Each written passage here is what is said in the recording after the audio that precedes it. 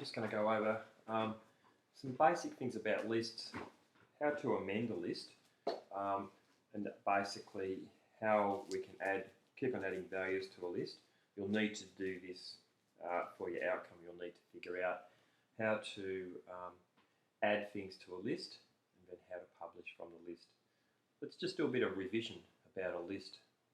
Afterhours program has an excellent page. Basically, that's how you declare a list. So the syntax is list equals square bracket. Then you put the values in, separate the values by a comma, then we have a square bracket at the end. What this does, if we use this syntax, sample list square bracket 1 square bracket, that syntax actually will return the first index item on the list. That's 0. That's index 1, that's index 0, that's 1, 2, 3. So it'll actually return 2. So that's a list. Now we've talked a lot about methods. Now that is the method to amend a list. Let me show you how to do that. Here I am here. I'm just going to create a list. I'm going to write party list. Who's coming to the party?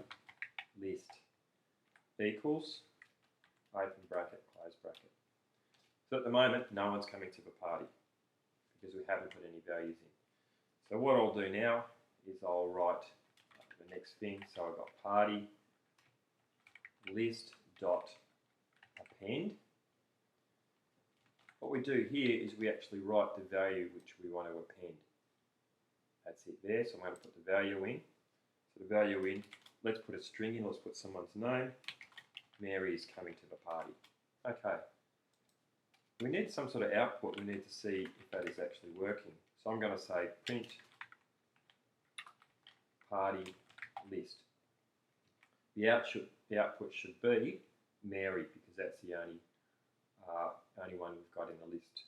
So let's see if that's working. Mary. So I can print Mary. All right. Now let's amend it again. So let's put we'll put 2 values in this time. I've got the list already. So it's going to add Mary, and then I'm going to add Fatima.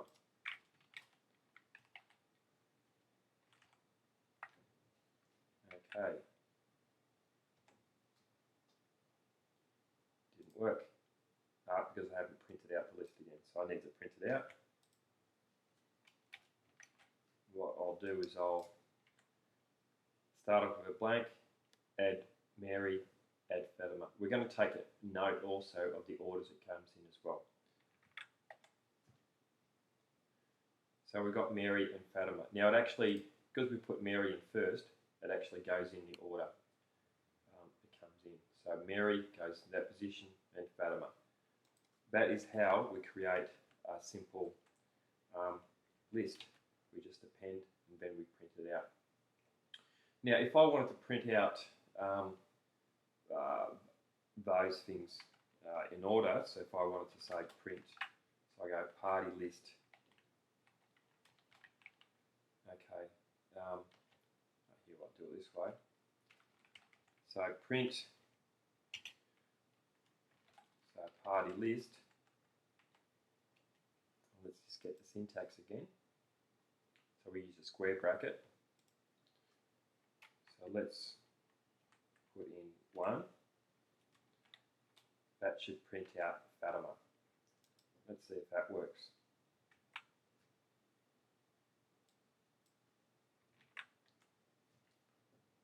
And that's there, it actually has done that. Now the interesting thing is sometimes what I'd like to do is I'm going to put a few more values in here. Because the next thing I want to do is show you how to use a loop. So I'll just add one more value. And I'm going to add in Paul. All right. So then instead of printing out one value, I want to print out Mary, Fatima, and Paul as a list. So how do we do that? Now let's have a look at this method again, we use a for list. So we just go for A in sample list.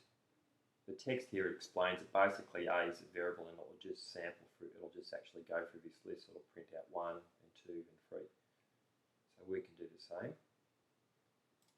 Copy the same syntax. We'll have to change it a bit for our purposes.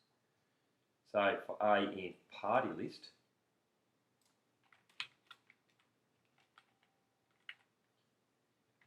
print A.